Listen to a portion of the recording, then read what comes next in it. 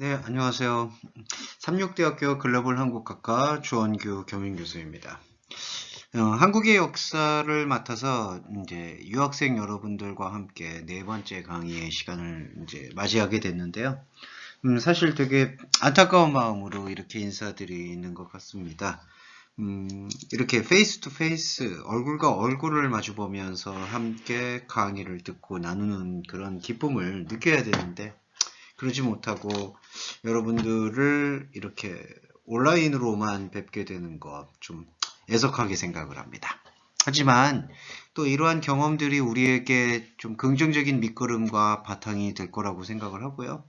그러한 밑거름과 바탕으로 우리가 조금 더 나은 한국의 역사의 과목에 집중할 수 있게 되는 그러한 계기가 되었으면 좋겠습니다.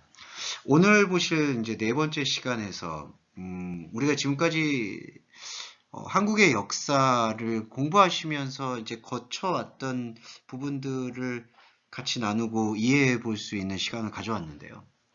원시 국가라고 얘기할 수 있는 부분들은 사실 유학생 여러분들과 상당 부분 그 국가적 공통점을 저는 공유할 수 있다고 생각을 해요. 유학생 여러분들의 오신 그 국가, 그렇죠. 그 아이덴티티가 형성되어 있는 국가, 중국이었든, 베트남이든, 일본이든, 이곳을 찾아오시게 되는 어떤 그런 결정적인 그 계기들은 한국학이라는 어떤 한국에 대한 관심으로부터 비롯되셨지만, 그 한국에 대한 관심은 솔직히 곧 자기 나라에 대한, 여러분들이 오신 나라에 대한 관심과 연결이 된다고 볼 수가 있습니다. 그런 맥락에서 봤을 때에는 한 국가의 탄생을 이렇게 한 국가의 시작에서부터 현재까지를 이렇게 들여다보는 그러한 행위는 각자가 갖고 있는 국가의 아이덴티티와의 공통점을 발견하는 행위와 저는 동일하다고 생각이 들어요.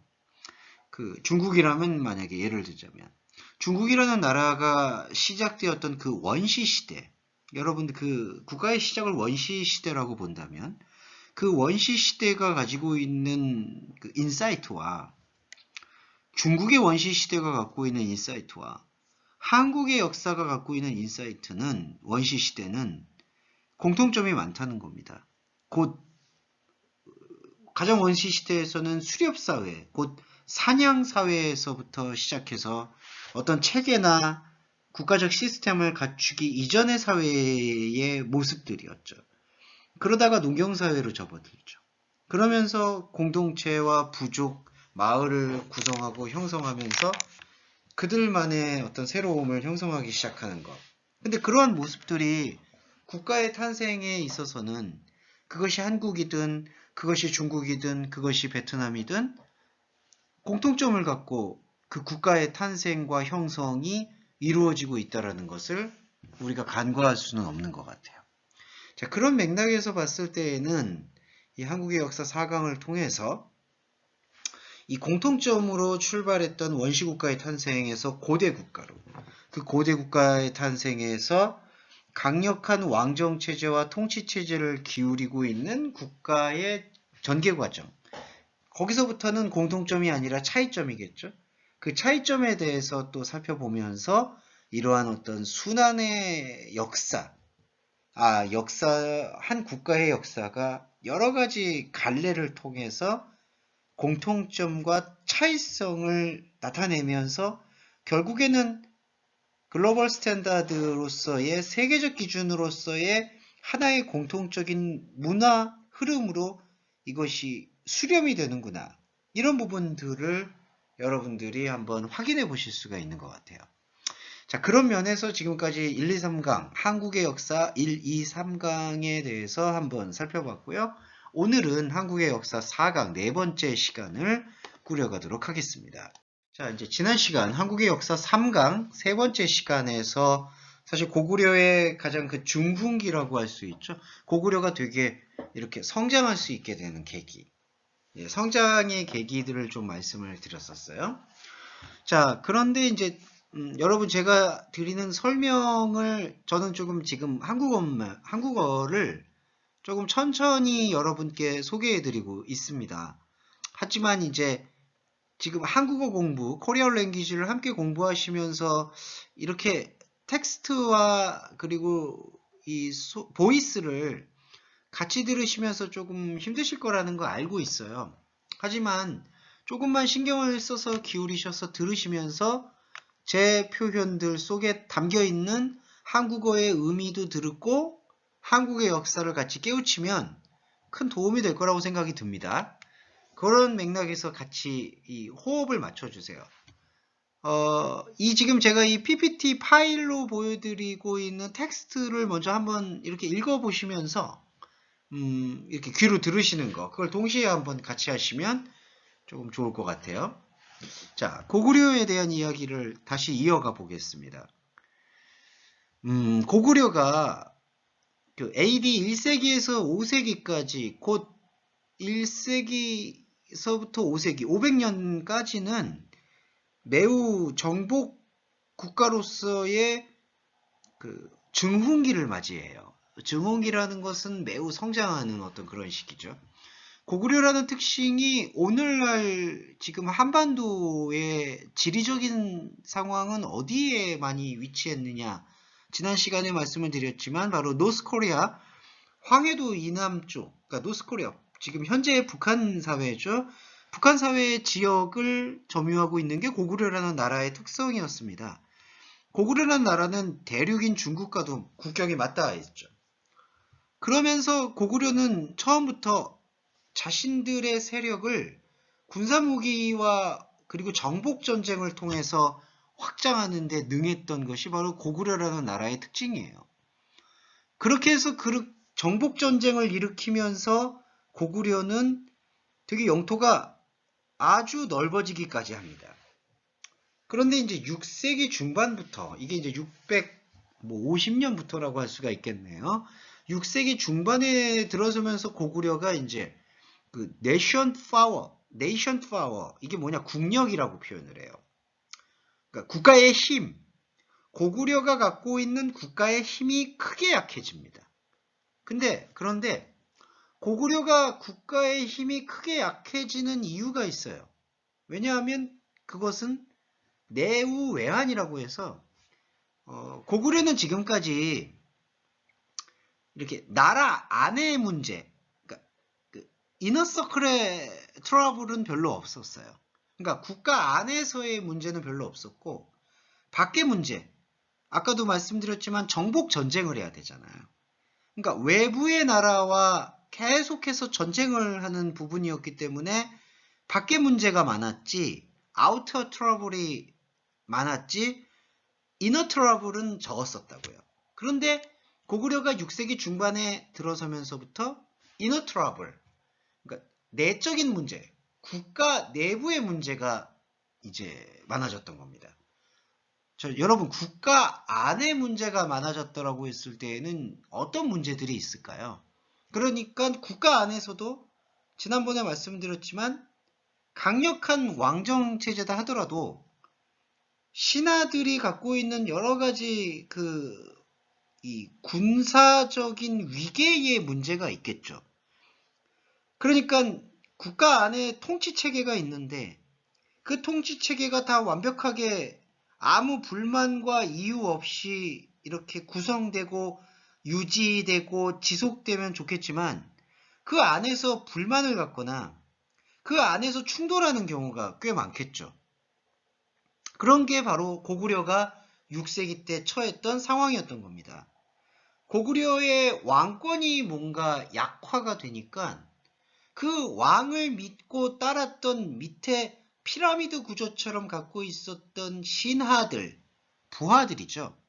그 부하들 사이에서 크고 작은 권력 투쟁이 일어나기 시작하는 거예요. 그게 바로 이제 파워 트러블입니다. 권력 투쟁. 그러니까 왕정 체제 안에서 권력을 나눠 갖고 있었던 여러 부하들 사이에서 권력을 갖고 투쟁을 벌이기 시작하는 거죠. 그리고 또 하나 문제가 있죠. 지난번 강의를 기억하신다면 고구려라는 나라, 고구려, 백제, 신라, 삼국시대 모두 공통적으로 강력한 중앙 집권 체제처럼 센트럴 컨스트레이션 시스템으로 보이지만 중앙 집권 체제로 보이지만 사실은 지방에도, 그러니까 로컬 파워도 강력했던 거예요. 그러니까 센트럴 파워의 그 강력한 만큼 지방 세력, 곧 로컬 파워의 세력도 상당히 강했던 것을 간과할 수가 없습니다. 그러니까 고구려가 밖으로는 전쟁을 하는데 상당히 많은 힘을 기울이면서 밖에서의 다른 나라들과의 전쟁에서 많은 부분에서 승리를 한 건 사실이에요. 그래서 고구려가 외적으로는 힘을 키운 것은 사실이고 그 힘을 다른 나라들도 두려워했던 것도 사실입니다. 그런데 고구려는 안의 문제를 제대로 다스리지 못했던 거죠. 그러니까 중앙집권체제 안에서 센트럴 컨스트레이션 시스템 안에서도 트러블이 있었고, 그리고 로컬 파워, 지방 권력들과 중앙 권력 사이에서의 크고 작은 다툼도 함께 일어났던 겁니다. 그게 고구려가 네이션 파워, 국력이 크게 약해지게 되는 가장 강력한 모티브가 된다. 이렇게 이해하시면 돼요. 6세기에. 자, 그러면은 이렇게 이제 고구려의 힘이 약해질 때 여러분 삼국시대잖아요. 삼국이 고구려, 백제, 신라라는 이 세 가지 나라 삼국이 그냥 평화롭게만 지내진 않았겠죠. 서로 간에 영토를 가지고 서로 전쟁을 벌이는 것이 비일비재했습니다. 그러니까 전쟁을 벌이거나 아니면은 휴전, 좀 쉬거나 이러한 어떤 전쟁을 벌이는 일이나 휴전하는 일들이 크고 작은 것들이 반복되어 온 것이 바로 삼국시대의 특징이에요. 자, 그런 와중이었죠. 그런데 고구려가 6세기에 들어서 네이션 파워가 크게 약해졌어요. 국가 안의 문제로 골머리를 이제 앓는다. 문제가 심각하다. 이런 거를 제가 표현드리는 게 바로 네이션 파워, 국력의 약화예요. 신라는 근데 그때 어떻게 됐느냐? 자, 고구려, 백제, 신라가 한반도의 국가예요.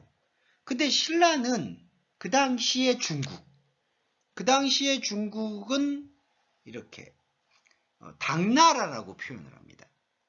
당나라. 그러니까 그때 중국의 국가의 이름인 거예요. 그러니까 중국을 대표하고 있었던 국가 중에 하나가 당나라였던 거죠. 그 당시에. 그러니까 신라는 고구려와 손을 잡지와 백제와 손을 잡지 않고 중국의 영토에 위치한 당나라와 손을 잡고 동맹을 맺었어요. 그게 바로 지금 이 텍스트에서 적혀있는 나제 동맹입니다. 네. 신라의 진흥아. 네. 그러니까 그 동맹을 이렇게 맺고 그리고 이렇게 고구려에서 뺏어쓴 한강 유역을 독차지하고 그리고 함경도 지역 일부까지 진출하고 고구려를 이제 막 압박하는 그러한 지금 이제 입장이 되는 거죠. 자, 그런데 이 과정에서 또 어떻게 되느냐? 자, 신라는 당나라하고 지금 손을 잡고 있는 입장인데 중국은 당나라와 견제하고 있는 수나라라는 나라가 또 나타나요. 당나라의 견제국가인 수나라. 중국에서 589년에 수나라가 나타나는데 그 수나라와 고구려의 관계가 이렇게 평화롭지가 않아요. 뭐 당연히 평화롭지 않을 수 있습니다. 왜냐하면 고구려는 기본적으로 전쟁과 정복을 통해서 국가를 키워왔던 나라거든요. 그러니까 밖의 영토를 차지하는 것을 통해서 국가를 이렇게 확장시켜 왔다는 거죠. 그러니까 전쟁이 능한 나라예요. 그러니까 수나라하고 마찰이 있을 수밖에 없죠. 트러블이 있을 수밖에 없죠. 그래서 수나라와 고구려가 무려 4차례에 걸쳐서 이렇게 전쟁을 벌여요. 자, 전쟁의 동기는 수나라가 고구려를 침공하는 거죠. 그러면은 수나라가 고구려를 공격을 하면 고구려가 수나라를 디펜스하는 그 관계로 지금 전쟁이 벌어진 겁니다. 이걸 이른바 고구려 수나라 전쟁이에요. 이 전쟁은 뭐 20년 가까이 이어집니다. 589년에 이제 시작이 됐지만 6세기까지 넘어가죠. 네. 자, 고구려에는 유명한 장군이 있어요. 을지문덕 장군. 을지문덕 장군이라는 장군 이름이에요. 예, 캡틴 이름이 을지문덕이에요. 그래서 고구려는 살수대첩이라고 해서 이게 이제 대첩이라는 게 중국어 한자인데요. 크게 이겼다, 뭐 그런 얘기입니다. 전쟁에서. 그래서 수나라하고 고구려가 여러 가지로 이제 전쟁을 일으키는데 고구려가 6세기 초반에 수나라를 이렇게 수나라의 공격을 막아내는 그런 어떤 이제 역할을 하게 되는 거죠. 그런데 수나라가 세력이 약해지니까 그 다음에는 당나라가 일어나는 거예요. 그러니까 신라의 진흥왕 아까 말씀을 드렸잖아요. 신라 쪽에서는 당나라하고 손을 잡잖아요. 그런데 고구려는 이렇게 중국 쪽이나 아니면 다른 나라들과 이렇게 평화 조약을 맺는 거나 아니면은 협상을 하기보다는 그 정복 전쟁을 통해서 나라를 확장시키는 것이 고구려라는 나라의 아이덴티티 정체성입니다. 그러니까 수나라가 고구려를 계속 공격했지만 고구려에서는 을지문덕 장군이라는 유명한 장군 캡틴이 등장하기도 하고 그리고 전쟁의 전략이 워낙 이제 뛰어나기 때문에 왜냐하면 오랜 시간 전쟁을 해왔기 때문에 이 고구려라는 나라가 전쟁에서 크게 지지 않는 법을 많이 익힌 거죠. 그러니까 수나라를 막아냈던 거예요. 그런데 수나라가 이렇게 당나라에 의해서 이제 흡수 통일이 되고 난 다음에 당나라 역시 고구려를 침입을 해요. 자, 이때 당나라는 왕이 이름이 태종이고요. 그 다음에 고구려에서는 왕이 누구였나요? 연개소문입니다. 그리고 연개소문은 제가 아까 6세기에 이제 그 고구려가 안쪽 이너 트러블이 강하다고 했잖아요. 그러니까 국력이 지금 흔들리기 시작했죠.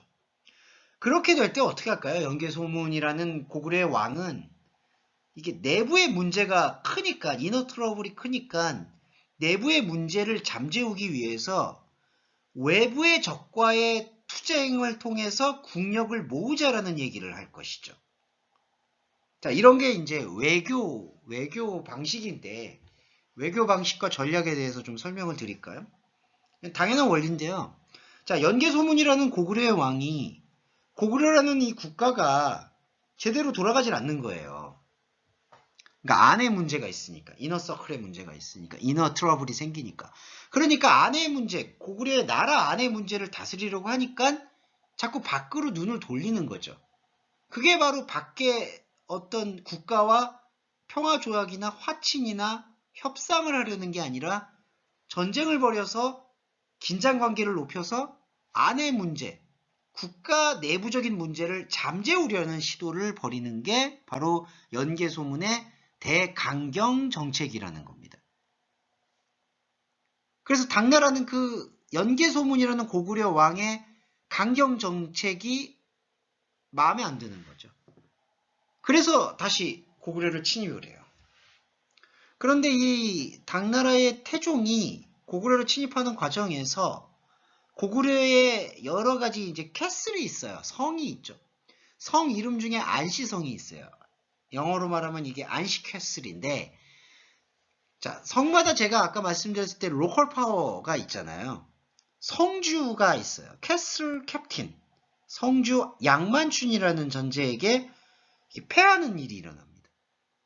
그래서 당나라가 상당히 군사력이 강했음에도 불구하고 고구려와의 전쟁에서 다시 한번 멈춰서게 되는 계기가 있는 거죠.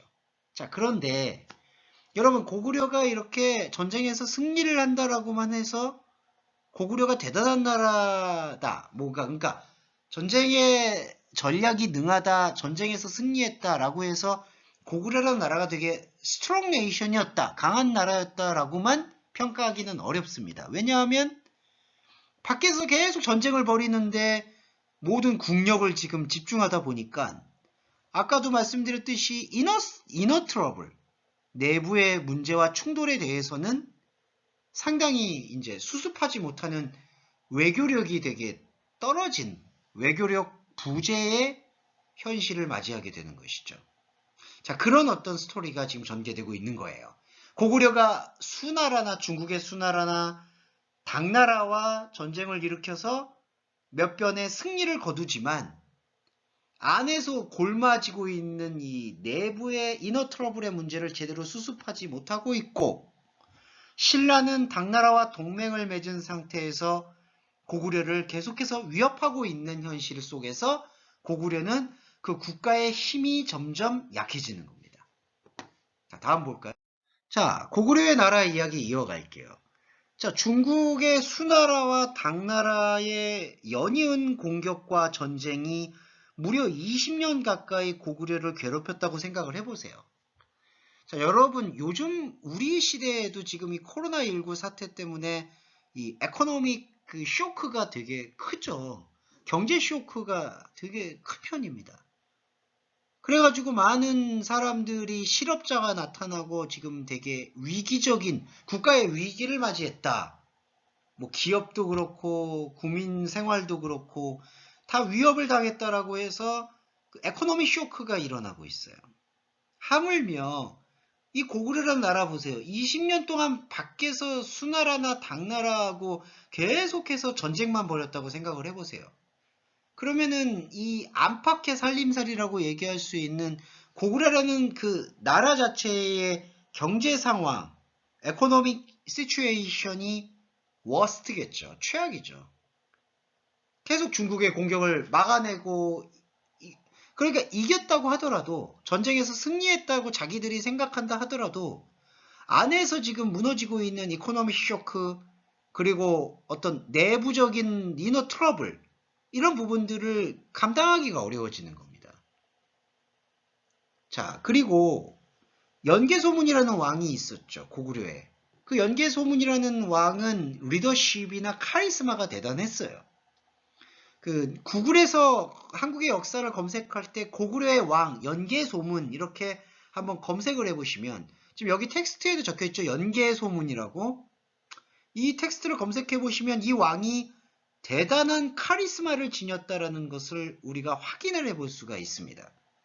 그러니까 한 왕이 카리스마가 대단하다라는 것은 그 밑에 있는 부하나 신하들이나 조직을 철저하게 관리했다라는 것의 증거죠.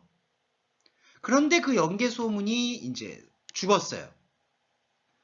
그 강력한 카리스마를 가진 왕이 죽자, 물론 그 후계자가 있었겠죠.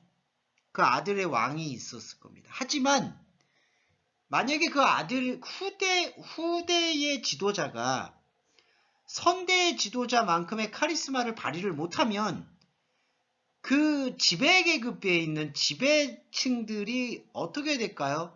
분열과 동요를 일으키기 마련입니다. 그러니까 연개소문이라는 카리스마 넘치는 지도자가 죽고 나니까 지배층이 여러 가지로 이게 분열이 되는 거예요. 자, 분열이 된다라는 것은 뭐냐 하면은 지난 연개소문이 살아있을 때에는 지배계급들이 연개소문이라는 하나의 지도자를 중심으로 이렇게 집중이 되겠죠. 제가 아까 말씀드렸던 그 센트럴 콘서트트 시스템이 완비가 되어 있었던 것이죠. 그런데 연개소문이라는 지도자가 사라졌어요. 그리고 그 다음에 이어진 후대의 왕은 별로 카리스마가 아버지 연개소문만 못해요. 그러면 지배층이 분열되기 시작하는 겁니다. 왜냐하면 내가 더 힘이 세, 내가 더 힘이 세, 이렇게 이제 내부적인 트러블이 더 깊어지는 거죠.